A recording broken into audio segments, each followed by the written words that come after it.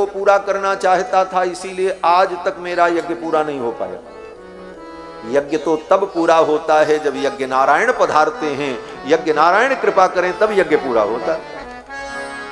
इसलिए अब यज्ञ नारायण को ही लेकर के आए। यज्ञ नारायण राम जी हैं, क्योंकि नारायण यज्ञ से प्रकट हुए, इसलिए भी वो यज्ञ नारायण।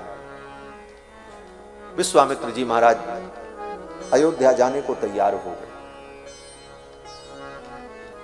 विश्वामित्र जी ने सोचा कि एहू मिस देखूं पद जाई, इस बहाने भी जाकर के मैं राम जी का दर्शन कर लूं। क्यों? बोले अभी तक विश्वामित्र जी ने राम जी का दर्शन नहीं किया। स्वर्ग से देवता आकर के राम जी का दर्शन करके चले गए, स्वर्ग से नारद जी आकर के दर्शन करके चले गए। नारदादि सनकादि मुनीषा दर्शन लाख कौशलाधीशा, दिन प्रति सकल अयोध्या आवहीं। रोज कभी नारद, कभी सनकादिक, कभी ब्रह्मा, कभी कोई आकर के रघुनाथ जी का दर्शन करते चले जाते।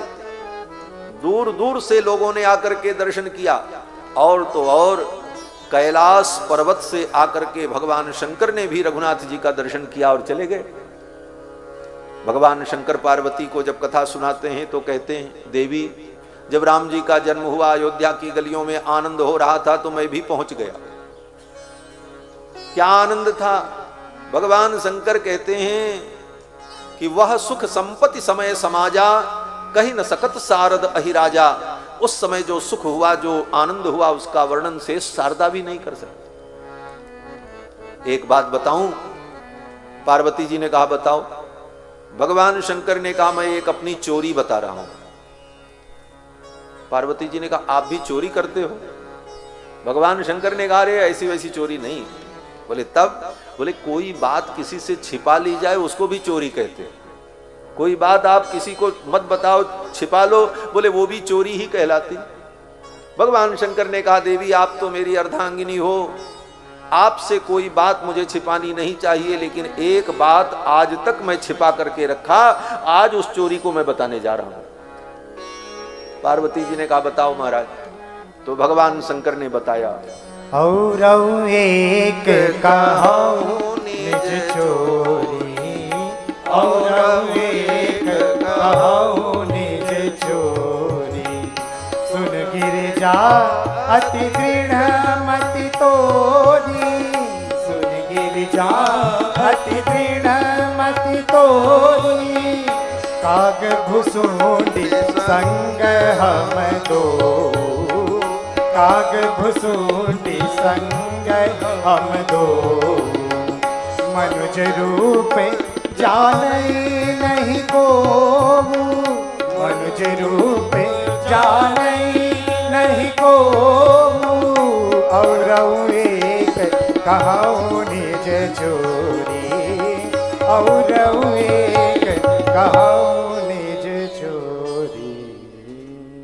भगवान शंकर ने कहा और एक कहूं निज चोरी, सुन गिरजा अति दृढ़ मति तोरी, काग भुसुंडी संग हम दो। चोर जब चोरी करने जाता है तो एक आध साथी को साथ में ले जाता है, अकेले चोरी नहीं हो पाई।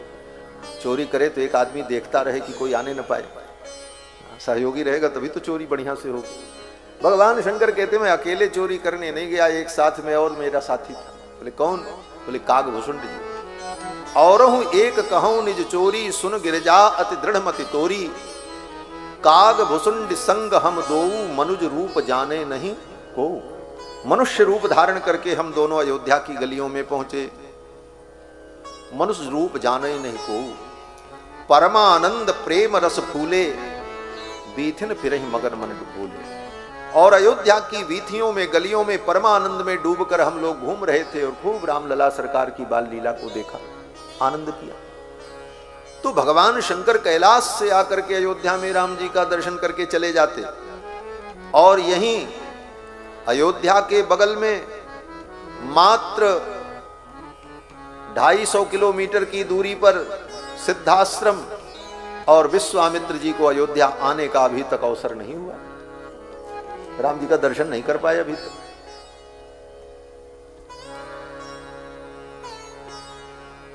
विश्वामित्र जी को राम जी का दर्शन अभी तक मिले, निम्बारकाचार्य को मिले, भगवत पाद रामानुजाचार्य को मिले। हाथी राम बाबा के साथ बैठकर भगवान ने चौसर खेली, सबको मिले इसी धरती पर, इन्हीं परिस्थितियों में। लेकिन कब मिले? बोले भगवान के मिलने की सच्ची चाह जब उनके अंदर उत्पन्न हो गई तो भगवान मिल गए। और सच्ची चाह उत्पन्न नहीं होती तो भगवान भी कहते ठीक है, जिस दिन तुम्हारे मन में मेरी प्राप्ति की उत्कट कामना उत्पन्न होगी तभी मैं मिलूंगा। इसलिए भगवान का मिलना दुर्लभ नहीं है, भगवान को प्राप्त करने की सच्ची चाह होना दुर्लभ है। एक ब्रज में बड़े अच्छे भक्त हुए श्री बिंदु जी महाराज। बिंदु जी के पद, उनकी पंक्तियां बड़ी मधुर हैं। उनकी एक पंक्ति इस संदर्भ में है। बिंदु जी कहते हैं कि तुम्हारे हृदय में भगवत प्राप्ति की लालसा उत्पन्न होगी तभी भगवान मिलेंगे। उल्फत नशे का जिस दिन सच्चा सुरूर होगा, परमात्मा उसी दिन जाहिर जरूर होगा। उल्फत नशे का जिस दिन सच्चा सुरूर होगा, परमात्मा उसी दिन जाहिर जरूर होगा। हर शय में उसकी सूरत उस दिन झलक पड़ेगी जिस दिन दुई का पर्दा इस दिल से दूर होगा। लग जाएगी जो उसके कदमों की एक ठोकर, लग जाएगी जो उसके कदमों की एक ठोकर, पापों का सख्त पुतला पल भर में चूर होगा। गर अस्त्र बिंदु यूं ही ढलते रहे बिला शक। अगर उस परमात्मा की याद में तुम्हारे आंखों से आंसू बहने शुरू हो गए, बिंदु जी कहते हैं गर अस्त्र बिंदु यूं ही बरसेंगे तो बिला शक, कोई शक करने की जरूरत नहीं है। बंदे के सामने हाजिर हुजूर होगा, उस बंदे के सामने भगवान प्रकट हो जाएंगे, लेकिन उनके लिए हमारे अंदर लालसा तो उत्पन्न हो। उल्फत नशे का जिस दिन सच्चा सुरूर होगा, परमात्मा उसी दिन जाहिर जरूर। तो भगवान को प्राप्त करने की सच्ची चाह उत्पन्न होना बड़ा कठिन है। आप कहोगे महाराज चाह तो हमारे आपके अंदर भी है। बोले है, लेकिन हम लोग अभी उस कोटि के नहीं बन पाए। सच्चाई है, उसके लिए आर्त बनना पड़ता है। भगवान के भक्त दो प्रकार के होते हैं। श्री वेदांत देशिक स्वामी जी महाराज कहते हैं भगवान अपना वैकुंठ प्रपन्नों को देते हैं। प्रपन्नाद अन्येषाम न दिशति मुकुंदो निज पदम। भगवान अपने प्रपन्नों को छोड़कर किसी और को अपना धाम, अपना पद नहीं देते। प्रपन्नाद अन्येषाम न दिशति मुकुंदो निज पदम। तब विचार हुआ कि प्रपन्न कौन है? तो कहते हैं प्रपन्नश्च द्वेधा। प्रपन्न दो प्रकार के होते हैं। प्रपन्नश्च द्वेधा सुचरित परिपाक विदया। अपने धर्मानुष्ठान, कर्मानुष्ठान, विचार चिंतन की सरणी के भेद से प्रपन्न भी दो प्रकार के होते हैं। प्रपन्नश्च द्वेधा सुचरित परिपाक विदया। वो दो कौन होते हैं? बोले एक आर्त होते हैं और एक दृप्त होते हैं। हम लोग कौन हैं? बोले हम लोग दृप्त हैं। दृप्त का मतलब भगवान के भक्त तो हैं, प्रपन्नता भी है, भरोसा पर भी, भगवान पर भरोसा भी है और चाहते भी भगवान को भी। लेकिन हमारे आपके अंदर जल्दबाजी नहीं है। आराम से भोग लगा रहे हैं, प्रसाद पा रहे हैं, भंडारा खा रहे हैं, कथा सुन रहे हैं, आनंद में मगन हैं। भगवान तुरंत आकर के हमें मिल जाए, हमारे सामने प्रकट हो जाए, इसकी जल्दबाजी हमारे आपके अंदर नहीं है। भजन का आनंद ले रहे हैं, दर्शन का आनंद ले रहे हैं, तीर्थों में भ्रमण कर रहे हैं और विश्वास है कि आज नहीं, मरने के बाद, संसार छोड़ने के बाद तो भगवान मिलेंगे ही मिलेंगे। इस विश्वास से चल रहे हैं। ऐसे जो भक्त हैं वो दृप्त हैं, उनको दृप्त भक्त कहा जाता है। दृप्त की विशेषता क्या होती है? बोले विलंबे न प्राप्तिर भजन सुखम एकस्य विपुलम। दृप्त भक्त को विलंब से भगवान मिलते हैं, शरीर नाश होने के बाद भगवत पद प्राप्ति होगी, तो विलंबे न प्राप्तिर, लेकिन उनको यहां क्या मिलता है? बोले भजन सुख में कस्य विपुलम, भजन का सुख मिलता है।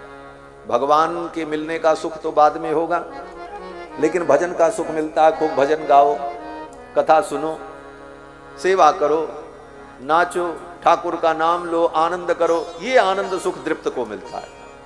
और दूसरा भक्त बोले आर्त भक्त। आर्त भक्त कौन होता है? बोले उसके हृदय में भगवान के प्राप्ति के लिए इतनी वेदना उत्पन्न हुई कि वो आर्त हो गया, दुखी हो गया और रोने लगा। बोले अब भगवान मिले, अगर भगवान नहीं मिलेंगे तो अब हम मर जाएंगे, ना अन्न ग्रहण करेंगे, न जल ग्रहण करेंगे, न अब जीवन रहेगा, न निद्रा आएगी, न हमें कुछ चाहिए, अब तो केवल एक चीज चाहिए, भगवान चाहिए। यह आर्त भाव जिस दिन उत्पन्न हो जाए तो भगवान आंखों के सामने प्रकट हो जाए। ऐसे आर्त भक्त बहुत कम होते हैं। उन आर्त भक्तों की विशेषता क्या होती है? आचार्य कहते हैं कि प्रपन्नादन्नेषां न दिशति मुकुंदो निज पदम, प्रपन्नश्चद्वेधा सुचरित परिपाकभिदया, विलंबे न प्राप्तिर्भजन सुखमेकस्य विपुलम, परस्याशु प्राप्ति परमिति रसा जीवित दशा। जो आर्त भक्त होते हैं उनको भगवान की प्राप्ति तुरंत हो जाती है, परस्याशु प्राप्ति, लेकिन परमिति रसा जीवित दशा, उनके जीवन की दशा बड़ी परमित होती है, रोते गाते और कम समय में ही आर्त होकर के भगवान को पा करके संसार से विमुक्त हो जाते। तो भगवान को पाने की यह स्थिति आर्त दृप्त भक्तों की जो है, तो उसमें हम लोग दृप्त की कोटि में, आर्त नहीं हो पाते। लेकिन जिस दिन आर्त हो जाएं तो फिर तो भगवान मिल जाए। विश्वामित्र जी भी दृप्त ही थे, भजन पूजन करते रहते थे, अपना साधन उपाय करते रहते थे। विश्वामित्र जी कभी भगवान मिलेंगे, मिलने की कोई जल्दबाजी नहीं थी विश्वामित्र जी को, इसीलिए अभी तक भगवान के चरणों तक पहुंच नहीं पाए। लेकिन इस घटना ने इतना आर्त कर दिया विश्वामित्र जी को, उनका यज्ञ न पूरा हो, कोई कर्म भी पूरा नहीं हो रहा था, समय भी जा रहा था। तब विश्वामित्र जी ने विचार किया, अब मैं भगवान के पास हूं, अब दूसरा काम नहीं, पहला काम तो भगवान को ही ले आना है, फिर बाकी काम बाद में होता रहेगा। गाधि तनय मन चिंता व्यापी, हरि बिनु मरहि न निश्चर पाना। विश्वामित्र जी ने विचार किया, एहू मिस देखूं पद जाई, करि बिनती आनो दो भाई। इस बहाने भी जाकर के राम जी के पादारविंद का मैं दर्शन करूं और विनती करके, प्रार्थना करके मैं उनको लेकर के आऊं। एहू मिश देखूं पद जाई, करि विनती आनो दो भाई। और यह सोचकर विश्वामित्र जी सब काम छोड़ करके भगवान को प्राप्त करने के लिए चल पड़े। जब सब काम छूट जाए, एक ही मेरे जीवन का काम रह जाए कि हमको अब भगवान को प्राप्त करना है, फिर भगवान मिल जाते हैं, फिर भगवान की प्राप्ति हो जाती है। विश्वामित्र जी ने सब काम छोड़ दिया, भगवत प्राप्ति को प्रधान माना, बाकी सारे काम गौड़ हो गए। और हमारे आपके जीवन में सारे काम जो है प्रधान होते हैं, भगवान गौड़ हो जाते हैं। सच्चाई यही, बाकी सब काम हमारे लिए महत्वपूर्ण रहता है, भगवान मिल जाए ये उतना महत्वपूर्ण नहीं रह जाता। और जब आप जिस कार्य को प्रधान मानते हैं तो उसी में ही सारी प्रवृत्ति होती है। महाराज सगर के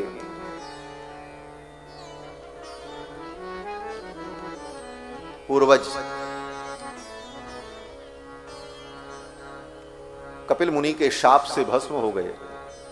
उनके उद्धार के लिए उनके वंश के कई राजाओं ने तपस्या की, लेकिन गंगा नहीं आई।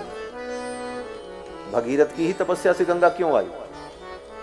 तपस्या तो भगीरथ के पिता ने भी किया था, उनके पितामह ने भी किया, लेकिन भगीरथ की तपस्या से गंगा आई। उसका कारण यही था, पहले के राजा राजा बनने के बाद पहले राज भोगते थे।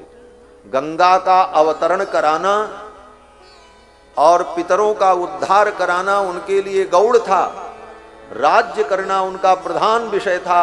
और जब राज्य कार्य से निवृत्त हो जाते थे, राज्य कार्य का सुख सब भोग करके जब वृद्ध हो जाते थे, तब कहते थे चलो अब गंगा को प्रकट करने के लिए तपस्या करें। फिर जाते थे, तपस्या करते करते मर जाते थे, गंगा प्रकट नहीं होती। क्यों? बोले गंगा कहती तुम्हारे लिए संसार प्रधान था, हमारा प्राकट्य प्रधान नहीं था, इसलिए तपस्या करके मर जाओ, हम तो आने वाली नहीं। उनके पुत्र ने भी तप किया, गंगा नहीं आई। भगीरथ ने विचार किया, मेरे पिता पितामह ने तप किया, गंगा नहीं आई, क्या कारण था? तपस्या तो की थी।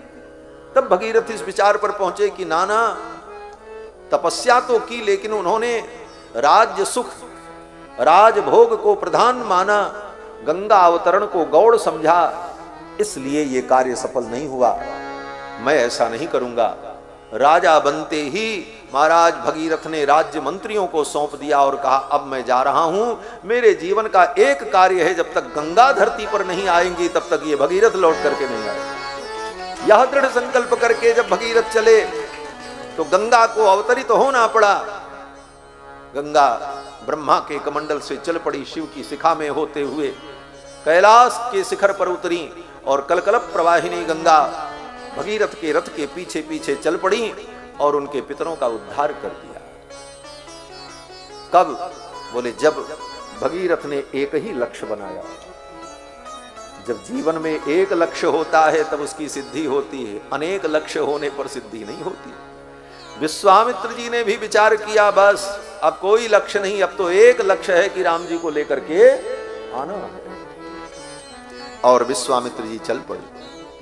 अयोध्या पहुंचने में देर नहीं लगी विश्वामित्र जी। जो विश्वामित्र जी 12 साल में अयोध्या नहीं पहुंच पाए, राम जी 12 वर्ष के हो चुके हैं, जन्म लिया, बाल लीला की, 12 वर्ष के हो गए, लेकिन अभी तक विश्वामित्र जी अयोध्या नहीं आ पाए थे।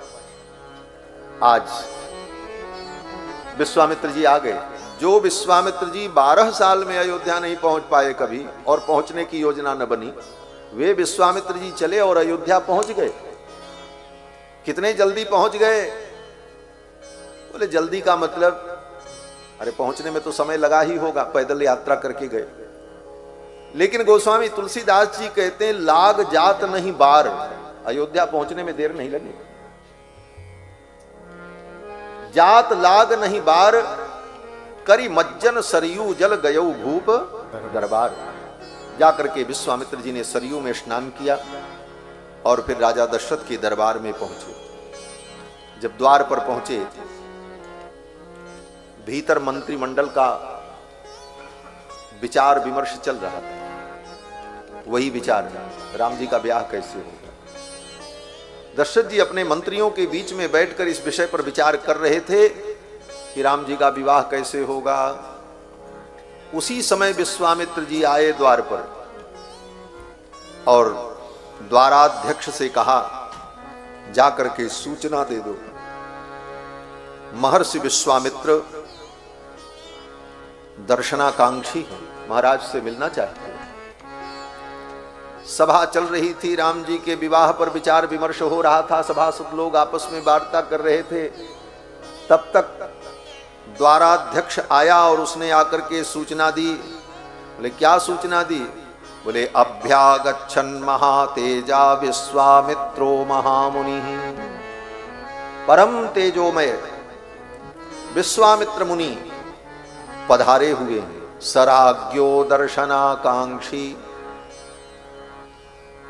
वो महाराज का दर्शन करना चाहते हैं, मिलना चाहते हैं। द्वाराध्यक्ष ने जब इस प्रकार कहा तो तच्छ्रुत्वा वचनम तस्य राज्ञो वेश्मपदुद्रुवुः। विश्वामित्र जी आए हैं, ये सूचना सेवक के द्वारा जब मिली तो सुनते ही दशरथ जी महाराज उठ करके खड़े हो गए। वो सभा वहीं ठप हो गई। विषय जो चल रहा था, जिस विषय पर चर्चा हो रही थी, वो चर्चा बंद।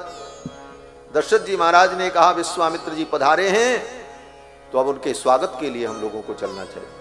इतनी महत्वपूर्ण बैठक थी लेकिन वो बैठक छोड़ दी। यही धर्म है। कोई महापुरुष आ जाएं, कोई दिव्य पुरुष आए, आचार्य आए, गुरुजन आए, तो कितना भी महत्वपूर्ण कार्य तुम्हारा हो रहा हो, उस कार्य को छोड़ करके उनके स्वागत के लिए चल पड़ना चाहिए। यही धर्म कहता है, यही शास्त्र कहता है। विश्वामित्र जी ने महाराज आए तो दशरथ जी ने वो सभा छोड़ दी और उठ करके चल पड़े। चले नहीं प्रदुद्रुव हो, दौड़ पड़े, सब लोग चले। जब चले तो विश्वामित्र दशरथ जी महाराज ने ब्राह्मणों को, वशिष्ठ जी को, कात्यायन महर्षि को, गौतम को, इन ब्राह्मणों को, ऋषियों को आगे किया। आप लोग आगे आगे चलो, विश्वामित्र जी का स्वागत करना। उन ऋषियों को आगे करके दशरथ जी महाराज उनके पीछे पीछे चल रहे, हाथ जोड़े हुए। ये मर्यादा है। महापुरुष श्रेष्ठ जन जब चलें तो उनके पीछे चलना चाहिए, उनके आगे अथवा उनके समकक्ष नहीं चलना चाहिए, मर्यादा है। तो विश्वामित्र जी दशरथ जी महाराज उन ब्राह्मणों को आगे करके चल पड़े। गोस्वामी तुलसीदास जी इस भाव का वर्णन करते हैं। विश्वामित्र महामुनि आए, विश्वामित्र जी जब आए तो दशरथ जी को सूचना मिली और दशरथ जी महाराज ब्राह्मणों को लेकर, उन ऋषियों को लेकर उनके स्वागत के लिए चल पड़े। मुनि आगमन सुना जब राजा, मुनि आगमन सुना जब राजा, मिलन गयो ले विप्र समाजा, मिलन गयो ले विप्र समाजा। करि दंडवत मुनि सन्मानी, करि दंडवत मुनि सन्मानी, निज आसन बैठार नियानी, निज आसन बैठार नियानी। चरण पखार की नयति पूजा, चरण पखार की नयति पूजा। मौसम धन्य आज नहीं दूजा, मौसम आज धन्य नहीं दूजा। विविध भांति भोजन करवावा, विविध भांति भोजन करवावा। मुनि बर हृदय हर्ष अति पावा, मुनि बर हृदय हर्ष अति पावा। मुनि चरणन मेरे सुखचारी, मुनि चरणन मेरे सुखचारी। राम देख मुनि देह विसारी, राम देख मुनि देह विसारी। भय मगन देखत मुख शोभा, भय मगन देखत मुख शोभा। जनु चकोर पूरन शशि शोभा, जनु चकोर पूरन शशि शोभा। मुनि आगमन सुना जब राजा, मिलन गयो लय विप्र समाजा। ब्राह्मण समाज को लेकर मिलने के लिए, ब्राह्मण समाज को आगे लेकर के क्यों चले? बोले ये मर्यादा थी, शिष्टाचार था। और दूसरा कारण यह भी था, दशरथ जी को थोड़ी चिंता भी हुई। ये विश्वामित्र जी बड़े उग्र तपस्वी, एक बार अयोध्या आए थे, सब कुछ ले लिया था, राजपाट सब ले लिया था विश्वामित्र जी ने, महाराज हरिश्चंद्र का। राजा दशरथ सोचने लगे ये बड़े उग्र तपस्वी, अगर कहीं मुझसे कोई अशिष्टता हो गई, कुछ गड़बड़ हुआ तो कहीं शाप दे देंगे तो क्या होगा? क्योंकि विश्वामित्र जी तो गरम दल के नेता हैं। ये ऋषियों में भी दो दल है, एक गरम दल, एक नरम दल। गरम दल के नेता कौन है? बोले विश्वामित्र, भृगु जी महाराज। भृगु जी तो भगवान को भी नहीं छोड़ते। हाँ, ठाकुर जी को भी, उनकी भी सेवा की अपने हिसाब से, जो उनकी सेवा। हाँ, यही कहेंगे और क्या कहें। लेकिन भृगु जी को बाद में पश्चाताप हुआ। भृगु जी ने विचार किया, ये कितने महान हैं, मैंने इन पर प्रहार किया, लेकिन इसके बाद भी मेरे चरणों को पकड़ करके ये अपने पीतांबर से पोंछ रहे हैं और कह रहे हैं विप्रवर, आपके चरणों में चोट तो नहीं लग गई? मेरा वक्षस्थल वज्र के समान कठोर, बड़े बड़े दुर्दांत दानों की गदाएं चूर चूर हो जाती हैं जिस वक्ष से टकराकर। ऐसे वक्ष पर आपने अपने कोमल चरण का प्रहार किया, आपको पीड़ा तो नहीं? भृगु जी के आंखों से अश्रुपात होने लगा। भृगु ने मारी लात उर, तबहु उठी नहीं हूक, ऐसो साहब चाहिए माफ करे सब चूक। साहब तो ऐसा हो, स्वामी तो ऐसा हो जो सारे अपराध क्षमा कर दे। अहम त्वा सर्व पापेभ्यो मोक्षयिष्यामि मा शुचः। तो ये गरम दल वाले हैं महाराज, भृगु, विश्वामित्र, दुर्वासा। दुर्वासा जी तो कहते भी हैं नाहम दयालु हृदय, मैं दयालु हृदय नहीं। नमाम भजते क्षमा, क्षमा मुझे नहीं आती है। क्षमा किस चिड़िया का नाम है मैं नहीं जानता हूं। वशिष्ठो नहीं बजानी, दुर्वासा नाम नामता। मुझको वशिष्ठ मत समझना, मैं दुर्वासा हूं। यही कह करके दुर्वासा जी ने इंद्र को शाप दिया, विष्णु पुराण में जो प्रसंग है। तो ये गरम दल वाले हैं महात्मा लोग। दोनों प्रकार के महात्मा होते हैं, गरम दल नरम दल। विश्वामित्र जी महाराज आए तो दशरथ जी ने सोचा कहीं ये नाराज हो गए, हमसे कोई अशिष्टता हो गई तो शाप दे देंगे, लेकिन ये ब्राह्मण मेरे साथ रहेंगे तो ये मेरी रक्षा करेंगे। ब्राह्मण के शाप से, ब्राह्मण के कोप से ब्राह्मण ही बचा सकता है, दूसरा कोई नहीं बचा सकता। दुनिया का कोई अस्त्र शस्त्र रक्षा नहीं कर सकता। ब्राह्मण के कोप से, ब्राह्मण के शाप से अगर कोई बचा सकता है तो ब्राह्मण की कृपा और ब्राह्मण का आशीर्वाद ही बचा सकता है, दूसरा कोई मार्ग नहीं। राजा परीक्षित को ब्राह्मण का शाप हुआ तो राजा परीक्षित का कल्याण करने के लिए ब्राह्मण ही आए, सुखदेव आए और सुखदेव की वाणी से उनका कल्याण हुआ। एक ब्राह्मण की वाणी का शाप हुआ तो दूसरे ब्राह्मण ने अपनी वाणी से उनको शीतलता प्रदान की और उनके मृत्यु को भी मंगलमय बना दिया। अर्थात ब्राह्मण हमारी रक्षा करेंगे, इस भाव से दशरथ जी महाराज उनको आगे लेकर के चले। मुनि आगमन सुना जब राजा, मिलन गयो लय विप्र समाज। करी दंडवत मुनि ही सन्मानी, दंडवत किया, साष्टांग प्रणाम किया और लेकर के आए।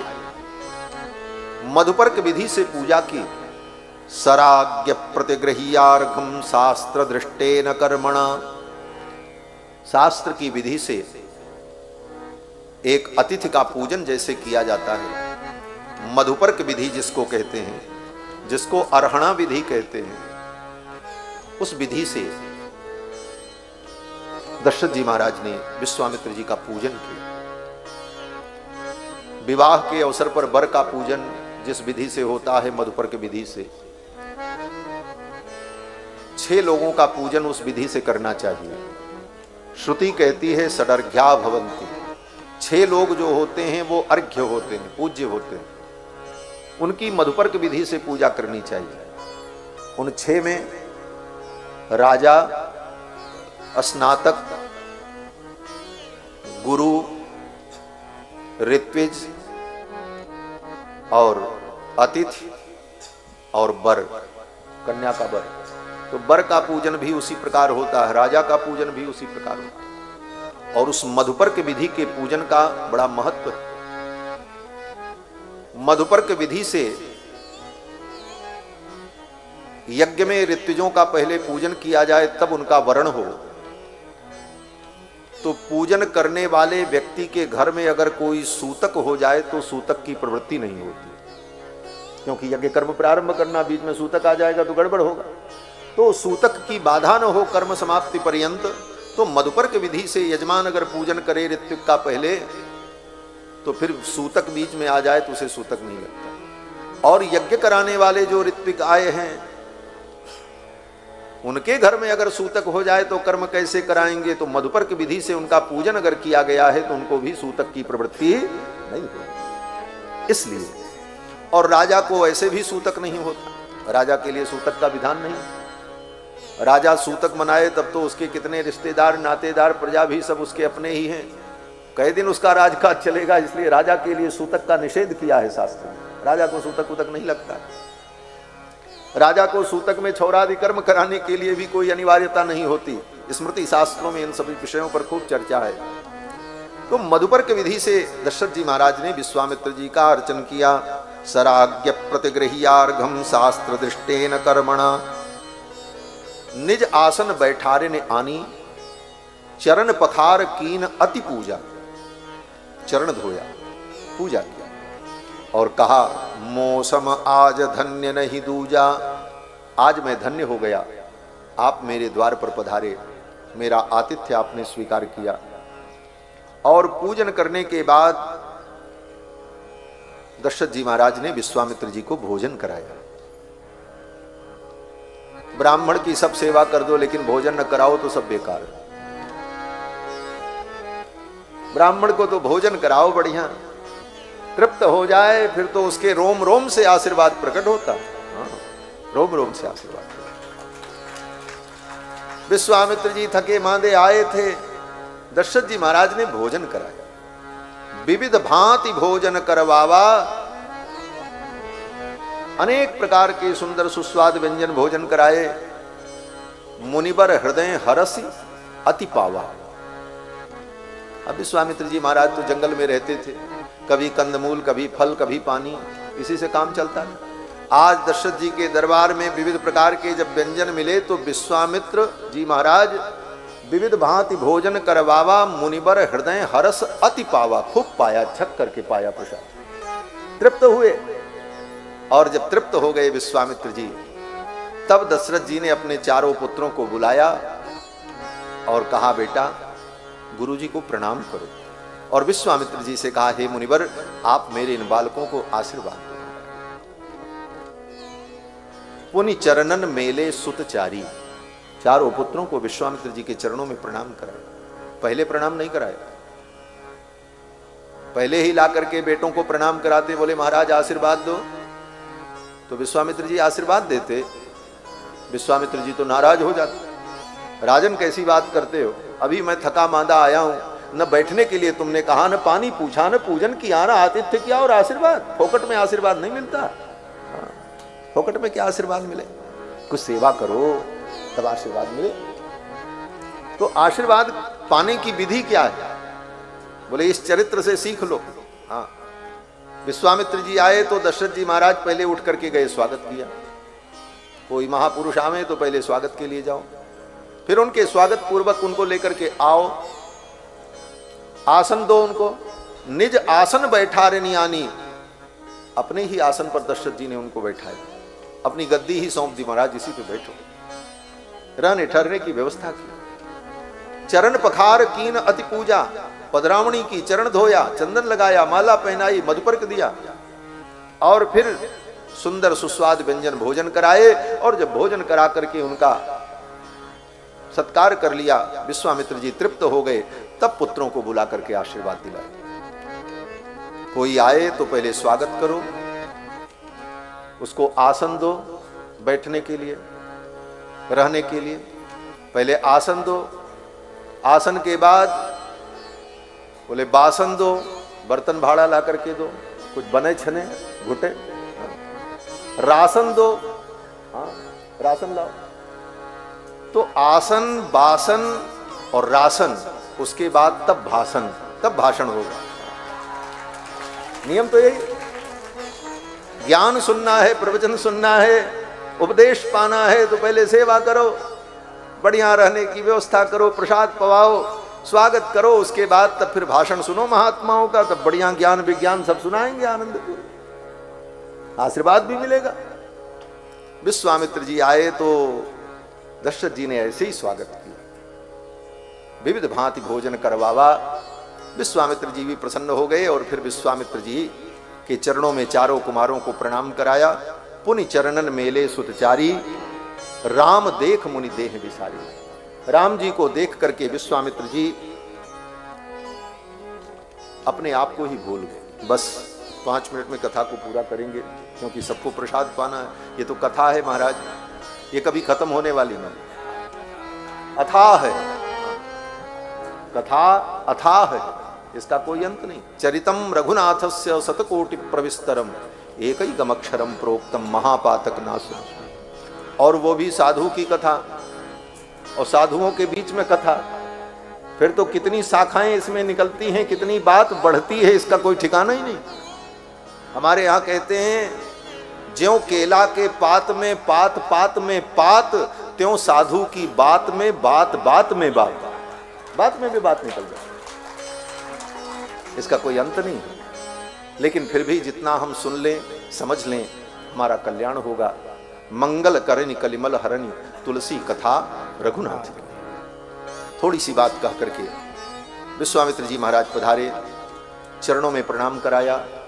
राम जी को देख करके विश्वामित्र जी अपने आप को भूल गए। राम देख मुनि देह विसारी। और फिर दशरथ जी महाराज ने विश्वामित्र जी से पूछा है कि ही कारण आगमन तुम्हारा, आपके आने का कारण क्या है, मैं आपकी क्या सेवा कर सकता हूं, आप आज्ञा करें।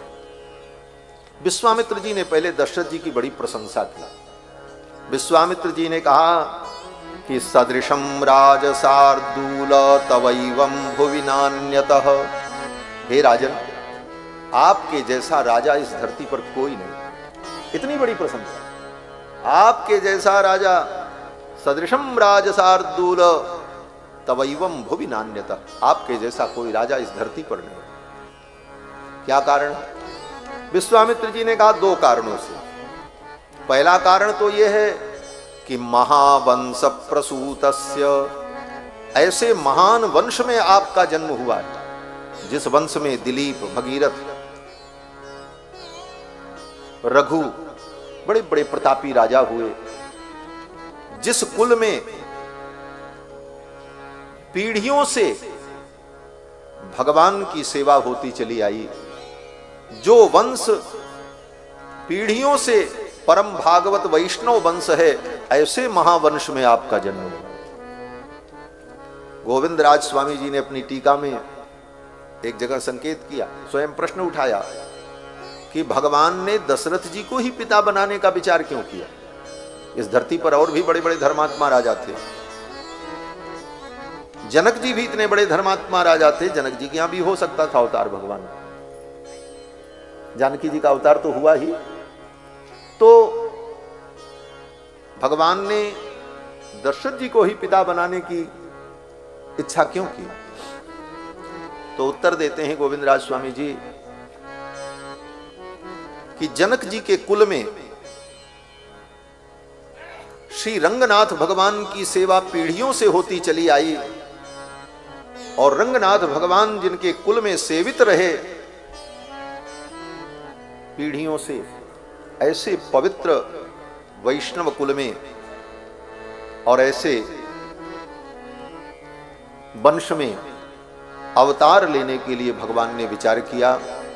रंगनाथ भगवान की सेवा उस कुल में होती रही, रंगनाथ भगवान का अनुग्रह था, और रंगनाथ ही तो राम जी हैं।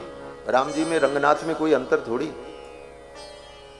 भगवान तो राम जी हैं। इसीलिए हमारे यहां संप्रदाय में दक्षिण के आचार्य लोग भगवान किसको कहते हैं? बोले भगवान शब्द का पर्याय उनके यहां है पेरुमाल। पेरुमाल माने भगवान, तो पेरुमाल माने भगवान, तो भगवान तो फिर राम जी हैं, इसलिए राम जी को पेरुमाल, पेरुमाल कहो तो भगवान। फिर रंगनाथ जी कौन है? बोले वो पेरिय पेरुमाल, बड़े भगवान है, पेरिय पेरुमाल। राम जी पेरुमाल, वो पेरिय पेरुमाल। तो पहले से बड़े भगवान वहां विराजमान थे। बड़े भगवान, छोटे भगवान, भगवान भी छोटे बड़े थोड़ी होते हैं, भगवान तो एक ही होते हैं। कहते हैं हाँ एक होते हैं, लेकिन वो बड़े भी कभी दिखते हैं, कभी छोटे भी दिखते हैं। अणोरणीयान महतो महियान, तो मानो महतो महियान रंगनाथ भगवान इतना विशाल विग्रह, और अणोरणीयान माने अत्यंत छोटे, तो वही रंगनाथ भगवान अत्यंत छोटे बन गए और बालक बन करके दशरथ जी के पुत्र बन करके प्रकट हुए और कौशल्या की गोद में खेलते हैं। कबहु उछंग कबहु बरु पलना, मात दुलारई कहि प्रिय ललना। जिन भगवान को व्यापक ब्रह्म निरंजन निर्गुण विगत विनोद, सो अज प्रेम भगति बस कौशल्या के गोद। तो जो बड़े थे वही छोटे हो गए। ऐसे कुल में अवतार लेने के लिए भगवान ने विचार किया जिस कुल में वैष्णवता प्रतिष्ठित थी परंपरा से, इसलिए विश्वामित्र जी ने कहा महावंश प्रसूतस्य। और दूसरी विशेषता आपकी क्या है? बोले वशिष्ठ व्यपदेशना, वशिष्ठ जैसे आपके गुरु। व्यक्ति की महानता उसके पिता और उसके गुरु से होती है, किस कुल में उसका जन्म हुआ है और उसका गुरु कितना महान है। इन दो कारणों से व्यक्ति की महानता होती है, और ये दोनों कारण दशरथ जी में विद्यमान थे। विश्वामित्र जी ने कहा ऐसे पवित्र वंश में आपका जन्म हुआ है, और आपके गुरु जी जो हैं वशिष्ठ जी महाराज, वो साधारण नहीं है, अद्वितीय है। ऐसे महात्मा तो गुरु की महिमा, गुरु की कृपा भी उसके महिमा का और उसके यश का विस्तार करती है। ये सब विश्वामित्र जी ने कहा, और फिर अपनी समस्या बताई। हम तो राम जी को लेने आए हैं, आप इनको हमें दे दो, इनको लेके जाएंगे, इनके द्वारा हमारे यज्ञ की रक्षा होगी।